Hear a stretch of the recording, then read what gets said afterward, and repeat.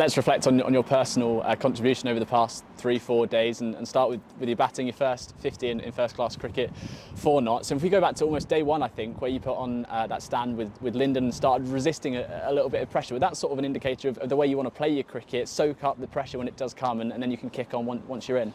Yeah, definitely. It was really nice to bat for such a long patch there with LJ, and he batted obviously beautifully.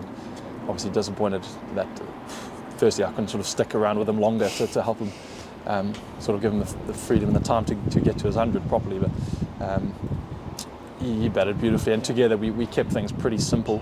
He liked to sort of take it in little stages of like 5 runs, so we'd come together at the end of each over. We didn't talk about too much specifics other than keeping those little phases, little targets, not really having any relevance to the time, because you can start to think when it comes to the end of a sort of session, and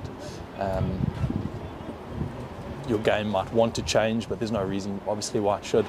But I think we kept things pretty level, and just gave us a chance when we came back out on the following morning, with a little patch of 15 or so till the new ball, or 10 or whatever it ended up being. We just wanted to see out that first sort of spell, let the bowlers come back for another spell, and look to sort of attack obviously for that bonus point that we were kind of creeping towards. So is it easier said than done though to break games up into that little period when there's, I guess, those loose balls, making sure that you're controlling them and attacking at the right time and not giving your wicket away?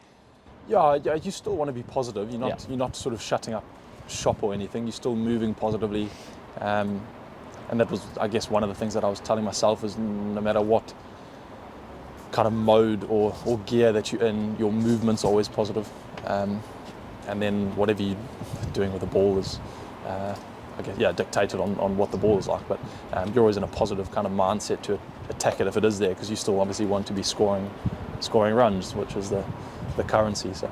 And with the ball yourself, obviously a 5-wicket haul for the first time in first class cricket for Notts. How pleasing is it after only 12 games, I think, to chalk up that sort of milestone? Yeah, really pleasing. It's nice. Obviously a different sort of wicket here at Trent Bridge to bowl on, which was a nice feeling to get so many sort of overs under the belt, particularly in a sort of first innings spell. And I think we bowled really nicely. We obviously kicked things off really intensely with Fletch taking an early one and Dill taking a nice one early as well,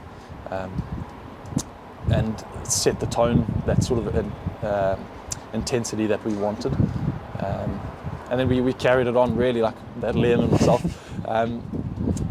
sort of bowled really nicely in a little partnership together.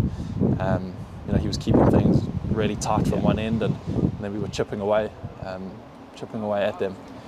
Obviously they had a bit of a partnership towards the end, or a couple of partnerships, which they did really nicely and they batted really well there. But it was nice. It was an important kind of first innings lead that we wanted to keep obviously as big as possible. And you mentioned sort of bowling in tandem with Liam. Probably the first time you've played as 2 spinners in the same side at Notts. Does that sort of change the way you approach things, or is it very much whoever's at the other end, as long as they're keeping it nice and controlled, then you're doing your job? Yeah, it is nice. I like it when we can sort of match that intensity. There's something different about having two spinners on at the same time that sort of brings a nice intensity and sharpness to the game. Things are moving quickly, when you're bowling an over and you back on quickly because you're not waiting for sort of a longer seam over to come through as well. But definitely. I mean, we were chatting about what was working and kind of what to go for, what the batters were looking to do. So it was it was a good partnership there. And be remiss to have you here and not talk about, well, several catches actually, but one in particular off Dylan. Is that stuff you train for? Is that instinct? How do you look back on that catch? And how many times have you watched it back as well? Yeah, I've watched it a few times, definitely. It's definitely it's a bit of both, I guess. It's something that I train quite a lot. Every morning, obviously on sort of game days, we've got the machine out sort of doing reaction kind of catching. So it was a nice one. It was one of those ones that went in nice and clean. Sort of, it's the one thing you remember is sort of the feeling of it hitting the middle of the hand. It was a nice one there. And the turnaround time is pretty quick now for these 7-game block in the county championship. Does this give you something to build on those 14 points, something to go into the next game with? Yeah, for sure. It's going to be a big couple of games on the road now. We're away to Somerset than Edgbaston, I think. So we need to scrub up over the next sort of couple of days and get what we need before we head down to Somerset. But I think, yeah, we've shown some really positive stuff from the guys in the top order who've batted beautifully. Obviously, Clarkey had a wonderful knock in the first innings, and then Ducky and Hass and the rest of the guys have obviously shown some good form in there as well. So I think, yeah, the guys are shaping up well, and I think we're feeling pretty confident with how we're playing it. Just want to pull together like a complete game now, obviously, and hopefully pull together a good win or so when we're away.